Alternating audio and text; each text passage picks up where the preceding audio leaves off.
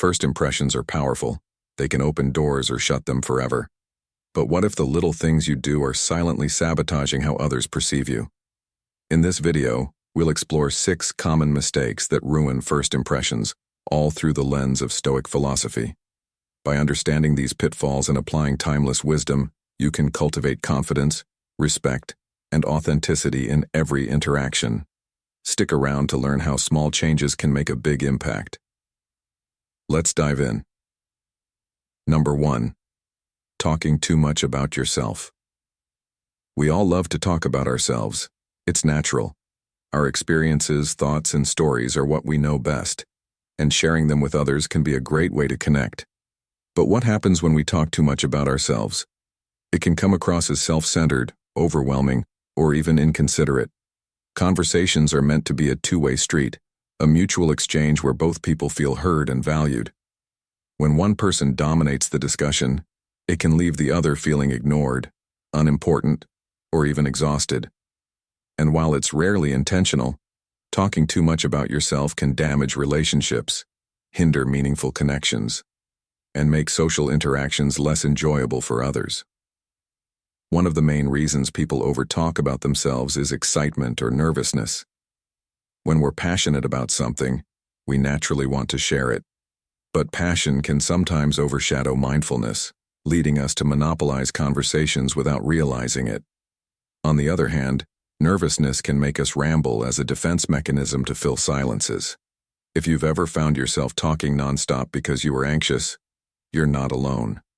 However, learning to balance our speaking and listening can significantly improve our communication skills and relationships. Another common reason people focus too much on themselves is the desire to relate to others. It's easy to think that sharing our own experiences is the best way to show empathy. But instead of creating a connection, constantly redirecting the conversation back to ourselves can make others feel like their experiences aren't as important. Active listening, paying attention, asking thoughtful questions, and allowing others to express themselves is a far more effective way to build genuine relationships. People appreciate being heard, and when we give them space to talk, we show respect and consideration. So, how can we become better conversationalists? First, practice self-awareness. Notice how often you steer the conversation toward yourself, and make an effort to shift the focus back to others. Ask yourself, am I listening as much as I'm talking? If not, take a step back and encourage the other person to share more. Second, develop active listening skills. Maintain eye contact, nod, and respond with follow-up questions that show you're engaged.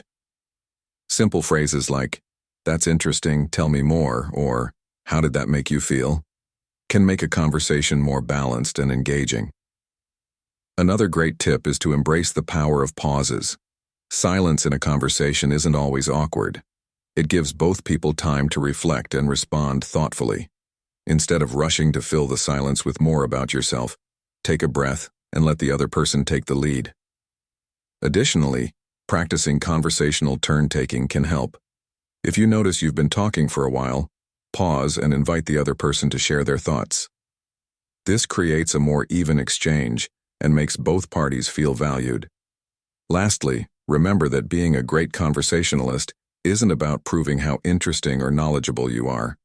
It's about making the other person feel comfortable and engaged.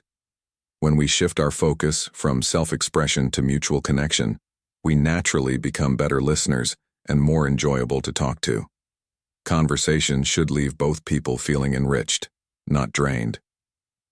So next time you're in a discussion, take a moment to check in. Are you truly listening, or are you just waiting for your turn to speak? Making small adjustments in how we communicate can lead to deeper connections, stronger relationships, and more meaningful interactions. And that's something worth talking about. Number 2.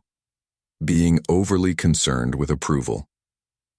In a world that thrives on social validation, it is easy to fall into the trap of constantly seeking approval from others. From childhood, we are conditioned to value praise, whether it be from parents, teachers, or peers. This desire for validation often follows us into adulthood, where it can manifest in various ways. constantly checking social media for likes and comments, altering our opinions to fit in, or hesitating to express ourselves for fear of rejection. While seeking approval is a natural human tendency, being overly concerned with it can become detrimental to our well-being and personal growth. When we place too much emphasis on how others perceive us, we begin to lose our authenticity. The fear of judgment compels us to wear masks, hiding our true thoughts and emotions. Instead of making decisions based on our values and aspirations, we start prioritizing what will gain the most acceptance. This can lead to an exhausting cycle of self-doubt and insecurity, where our confidence hinges on external validation rather than internal conviction. Over time, we may find ourselves feeling unfulfilled, as we live a life shaped by the expectations of others rather than our own desires. Furthermore, an excessive need for approval can stifle creativity and originality. When we constantly worry about whether our ideas will be accepted, we hesitate to take risks or express unconventional thoughts. This is particularly harmful in fields that require innovation, as fear of criticism can prevent us from exploring new possibilities. Some of the greatest breakthroughs in history were achieved by individuals who dared to challenge societal norms, refusing to be confined by popular opinion. By seeking too much validation, we risk limiting our potential and missing out on opportunities for growth. This relentless pursuit of approval can also have a significant impact on our mental health. Relying on others for self-worth makes us more vulnerable to anxiety, stress, and even depression. When approval is not granted, it can feel like a personal failure, leading to a downward spiral of self-criticism. Additionally, it can create an unhealthy dependency, where our happiness is dictated by how others perceive us. This emotional instability can make it difficult to develop resilience, as we become overly sensitive to criticism and rejection. Breaking free from this cycle requires conscious effort and self-reflection. The first step is to recognize the patterns of approval-seeking behavior and understand their root causes. Often, this need stems from a deep-seated fear of rejection or a lack of self-confidence. By identifying these underlying fears, we can begin to address them and gradually shift our mindset. Cultivating self-acceptance is crucial. Learning to appreciate our own worth independent of external validation empowers us to make decisions that align with our true selves. Another effective approach is to set personal goals based on intrinsic motivation rather than external approval. When we focus on what genuinely fulfills us, we become less concerned with how others perceive our choices. Developing resilience against criticism is also essential. Instead of viewing negative feedback as a reflection of our inadequacy, we should see it as an opportunity for growth. Constructive criticism can provide valuable insights, but it should never define our self-worth. Surrounding ourselves with supportive and like-minded individuals can further reinforce our confidence. When we engage with people who appreciate us for who we truly are, we feel less compelled to seek validation from those who do not. Additionally, practicing mindfulness and self-awareness can help us stay grounded in our own values rather than being swayed by fleeting opinions. Ultimately, the key to overcoming the need for excessive approval is to embrace our individuality. We are not meant to conform to every expectation or please everyone we encounter. Our worth is not determined by the approval of others, but by the authenticity with which we live our lives. By prioritizing self-respect over external validation, we can cultivate a sense of inner peace and confidence that no amount of approval can replace. True fulfillment comes not from the applause of the crowd, but from the contentment of knowing we are true to ourselves. Number 3. Displaying emotional reactivity.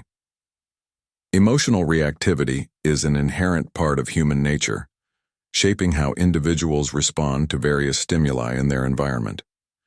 It reflects the intensity and speed with which a person experiences and expresses emotions, often influencing their interactions, decision-making, and overall mental well-being. Some people exhibit high emotional reactivity, displaying strong reactions to positive and negative events, while others maintain a more composed and measured response. Understanding and managing emotional reactivity is essential for personal growth, social harmony, and psychological resilience. In different settings, such as the workplace, relationships, or social interactions, emotional reactivity plays a crucial role in shaping perceptions and outcomes. When individuals display emotional reactivity, their body language, facial expressions, tone of voice, and physiological responses can reveal the intensity of their emotions. A person who is highly reactive may respond with visible frustration, excitement, or anxiety, whereas someone with low reactivity might appear calm and unaffected, even in emotionally charged situations. Emotional reactivity can be both beneficial and challenging. For instance, expressing emotions openly can foster authenticity and deeper connections with others. But excessive reactivity may lead to impulsive decisions or misunderstandings. People who struggle with managing emotional reactivity may find themselves frequently overwhelmed, reacting defensively, or regretting their responses after a situation has passed. In high-pressure environments such as the workplace, emotional reactivity can influence team dynamics and productivity. A leader who reacts impulsively to challenges may create a stressful atmosphere, whereas one who regulates their emotions effectively can foster a sense of stability and trust. Employees who display emotional outbursts may struggle with professional relationships, while those who manage their emotions well can navigate conflicts more constructively. Emotional intelligence plays a vital role in regulating reactivity, as it allows individuals to recognize their triggers, process emotions, and respond appropriately rather than reacting impulsively. Techniques such as deep breathing, mindfulness, and cognitive reframing can help people regulate their emotional responses, fostering a more balanced and thoughtful approach to interactions. Personal relationships are significantly affected by emotional reactivity, as it determines how individuals handle disagreements, express love, and cope with stress. Partners who react impulsively to conflicts may experience frequent misunderstandings and emotional distance, whereas those who practice self-awareness and emotional regulation can maintain healthier communication. Reactivity can also manifest in parenting, where a parent's ability to manage their emotions directly influences their child's emotional development. Children learn by observing their caregivers, so a parent who frequently displays uncontrolled emotional reactions may inadvertently teach their child to respond similarly. By modeling calmness and emotional resilience, parents can help children develop the skills needed to manage their own emotions effectively. The way individuals process emotions also varies based on personality traits and past experiences. Some people have a naturally high emotional sensitivity, making them more prone to intense reactions, while others have developed resilience through experience and self-regulation techniques. Trauma, stress, and unresolved emotional wounds can heighten reactivity, making it harder for individuals to manage their emotions in triggering situations. In contrast, those who engage in self-reflection, therapy, or emotional regulation practices can improve their ability to respond calmly and thoughtfully. Developing emotional awareness and practicing emotional regulation can lead to healthier relationships, improved mental well-being, and greater overall life satisfaction. While emotional reactivity is a natural and often automatic response, individuals can cultivate emotional intelligence to regulate their reactions effectively. Recognizing personal triggers, taking time to process emotions before responding, and engaging in self-care activities can help maintain emotional balance. Meditation, journaling, and physical exercise are also useful tools for managing emotional reactivity. Ultimately, the ability to display emotional reactivity in a controlled and intentional manner enhances both personal and professional interactions, fostering deeper connections and overall well-being. Number 4. Poor body language and lack of presence. Have you ever spoken to someone who made you feel like you weren't even there? Maybe their eyes darted around the room, their posture was slouched, or their arms were tightly crossed, creating an invisible wall between you. Poor body language isn't just a minor issue. It has the power to undermine your confidence, weaken your message, and make others question your credibility. Whether in personal interactions, job interviews, or social settings, how you carry yourself can determine whether people respect and listen to you or dismiss you entirely. At its core, Body language is a silent conversation that speaks louder than words. When someone lacks presence, it's often because their body is contradicting their voice. Imagine someone giving a passionate speech while shifting their weight from foot to foot, avoiding eye contact, or nervously fidgeting with their hands. No matter how compelling their words might be, their audience is distracted, sensing discomfort rather than conviction. This dissonance creates doubt. If the speaker doesn't seem confident in what they're saying, why should anyone else believe them? One of the biggest culprits of poor body language is slouching. It signals insecurity, disinterest, or even exhaustion. When someone hunches over, they appear smaller, almost as if they're trying to disappear. This sends a subconscious message that they are unsure of themselves. Compare this to someone who stands tall, shoulders back and chest open. This posture exudes confidence and invites engagement. Even if they feel nervous inside, maintaining strong posture helps them appear more in control, influencing how others perceive them. Another common issue is avoiding eye contact. When someone constantly looks away or down, it can make them seem untrustworthy or disengaged. Eye contact is a powerful tool for connection. It shows that you are present, listening, and engaged. However, too much intense staring can be uncomfortable, so finding a natural balance is key. Maintaining eye contact for a few seconds at a time before briefly looking away creates a rhythm that feels authentic and approachable. Fidgeting is another giveaway of nervous energy and lack of presence. Tapping fingers, playing with jewelry, shifting weight, or adjusting clothing excessively can distract both the person speaking and their audience. These small movements, often done unconsciously, signal anxiety or uncertainty. Instead, controlled and purposeful gestures help reinforce words, making communication more dynamic and engaging. Then there's the issue of closed-off body language. Crossing arms, keeping hands in pockets, or turning away slightly from the person you're speaking to. These actions create barriers, making it harder to connect. Open body language, relaxed arms, palms visible, and a squared stance invites trust and makes conversations flow more naturally. Lack of presence isn't just about body language, it's also about energy and engagement. Someone who speaks in a monotone voice rarely changes their facial expression or seems mentally elsewhere can quickly lose the attention of others. Presence is about being fully in the moment, responding naturally to what's happening, and showing enthusiasm when appropriate. Even small changes, like using expressive hand gestures or varying vocal tone, can make a huge difference in how someone is perceived. Ultimately, poor body language and lack of presence can create invisible barriers that limit opportunities, weaken relationships, and reduce influence. But the good news? These habits can be changed. Awareness is the first step. Paying attention to posture, gestures, and facial expressions can help improve how you present yourself. Practicing good posture, making consistent eye contact, and staying engaged in conversations can turn a weak presence into a commanding one. So the next time you step into a room, remember, before you even say a word, your body is already speaking for you. Make sure it's saying something that inspires confidence, connection, and respect. Number 5, gossiping or speaking negatively. Have you ever found yourself caught in a conversation where someone is gossiping about another person? Or perhaps, without realizing it, you've spoken negatively about someone who wasn't present?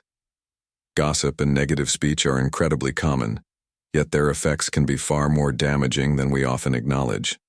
While it may seem like harmless chatter, words carry weight, shaping our relationships, reputations, and even the way we view ourselves and others.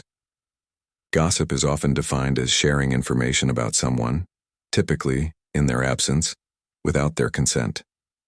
This information may be true, exaggerated, or entirely false, but regardless of its accuracy, the impact is usually the same. Someone's name is being discussed without their ability to defend themselves. Negative speech, on the other hand, includes any form of unkind or judgmental talk about a person, even if it's not intended to spread as gossip. It can be a complaint about a coworker, a harsh judgment of a neighbor, or even an unnecessary critique of a friend's choices. These types of conversations may seem small and insignificant in the moment, but they create ripples that can lead to larger consequences. One of the major issues with gossip is that it thrives on speculation and personal interpretation. When we pass along information, we often add our own opinions or emotions, altering the original context. A simple remark about someone's behavior can quickly evolve into a distorted story that paints them in a negative light. The person being talked about has no opportunity to clarify or explain themselves, which can lead to misunderstandings, damaged reputations, and even broken relationships. Beyond harming the subject of gossip, negative speech also affects those who participate in it. When we engage in gossip, we create an environment of distrust. If someone gossips with us about others, we naturally begin to wonder, what do they say about us when we're not around? This can lead to insecurity and tension within social groups, as people become wary of one another. A workplace where gossip runs rampant, for example, often suffers from low morale, decreased productivity, and a toxic atmosphere where employees feel unsafe to be their authentic selves. Furthermore, constantly speaking negatively about others influences our own mindset and outlook on life. The words we use shape our thoughts, and if we frequently engage in gossip or criticism, we train our minds to focus on flaws and shortcomings rather than strengths and positive qualities. This negativity can eventually seep into the way we view ourselves, making us more prone to self-doubt, cynicism, and dissatisfaction. So why do people gossip? There are many reasons. Some do it to feel a sense of belonging, using gossip as a way to bond with others. Some engage in negative speech to make themselves feel superior or to deflect attention from their own insecurities. Others simply fall into the habit without considering the impact of their words. Whatever the reason, it's important to recognize that while gossip may provide momentary entertainment or validation, it often comes at a great cost. Fortunately, there are ways to avoid gossip and negative speech while still engaging in meaningful conversations. One of the simplest strategies is to be mindful of our words before we speak. Ask yourself, is this conversation necessary? Is it kind? Would I say this if the person were present? If the answer is no, then it may be best to steer the conversation in a different direction. Choosing to focus on positive, constructive discussions not only protects others, but also improves our own emotional well-being. Another approach is to redirect gossip when we hear it. If someone starts speaking negatively about another person, we can respond with a neutral or positive statement instead of encouraging the discussion. We can also set personal boundaries by excusing ourselves from conversations that feel unkind or unproductive. In the end, our words have immense power. They can build others up or tear them down, foster trust or create division, spread kindness or fuel negativity. By choosing to speak with intention, integrity, and empathy, we can create an environment where people feel respected and valued. And in doing so, we uplift not only others, but ourselves as well. Number 6. Not living by your own principles. Have you ever met someone who preaches about honesty but constantly twists the truth? Or perhaps someone who advocates for discipline but fails to wake up early or maintain their own commitments? The world is full of contradictions, and one of the greatest struggles we face is failing to live by our own principles. It is a universal flaw, one that creeps into our lives without warning. Sometimes, we don't even realize that we are betraying our own beliefs until the weight of inconsistency becomes unbearable. Imagine a man who firmly believes in kindness and patience, yet snaps at the slightest inconvenience. He advises others to stay calm in times of adversity, but when faced with a minor setback, he erupts in anger. His words and actions exist in two separate worlds. Over time, his friends and family begin to notice the disparity. They start questioning his sincerity. If he doesn't follow his own advice, why should we listen? This is the silent erosion of credibility, a slow decay that eats away at integrity. People often set high moral standards, yet when tested by real-life challenges, they falter. A politician may promise transparency but fall into the same corrupt practices they once condemned. A leader may encourage hard work and perseverance but take shortcuts when no one is watching. A mentor may advocate self-discipline but indulge in reckless habits behind closed doors. The truth is, failing to align with one's own values is not just hypocrisy. It is a form of self-betrayal. It is a crack in the foundation of personal character, one that grows wider with every compromise. Why do we do this? Why do we struggle to follow the very principles we hold dear? The answer lies in the complexity of human nature. Principles are easy to declare but hard to uphold, especially when life presents temptations, hardships, or moments of weakness. We convince ourselves that small deviations don't matter. We justify our actions, telling ourselves that under different circumstances, we would have done better. And yet, every moment we stray from our values, we chip away at our own sense of self-respect. The consequences of not living by our principles are profound. It creates inner conflict, a nagging feeling of guilt and dissatisfaction that lingers beneath the surface. Over time, it leads to a loss of identity. Who are we if we fail to uphold what we truly believe in? If our actions contradict our words, can we still claim to be authentic? Worse, this inconsistency erodes trust. Others may initially believe in us, but the moment they sense dishonesty, they begin to withdraw. Trust, once broken, is incredibly difficult to rebuild. So what can we do? How do we align our actions with our principles? The first step is self-awareness. We must take an honest look at ourselves and acknowledge where we fall short. It requires humility to admit our flaws and the courage to change. The next step is accountability. Surround yourself with people who will call you out when you stray. True friends will not flatter you. They will challenge you to be better. Finally, practice consistency. Start small. If you value honesty, make an effort to be truthful in all situations. If you believe in kindness, practice it even when no one is watching. Integrity is not built overnight, but through small, daily choices that reinforce our values. Living by your own principles is not about perfection. It is about effort. It is about striving to close the gap between what you say and what you do. And while it is easy to stumble, the true test of character is in how we rise after each fall. At the end of the day, the most valuable reputation you will ever have is the one you hold with yourself. Be someone you can respect. Be someone you can believe in. First impressions are powerful, and avoiding these 6 common mistakes can make all the difference in how others perceive you. By embracing Stoic principles, practicing self-awareness, controlling emotional reactions, and focusing on what truly matters, you can present yourself with confidence, authenticity, and composure. Remember, a great first impression isn't about perfection. It's about presence, respect, and alignment with your values. So, take control of how you show up in the world and let your actions speak for themselves. If you found this video helpful, don't forget to like, subscribe, and hit the notification bell for more insights on philosophy and personal growth.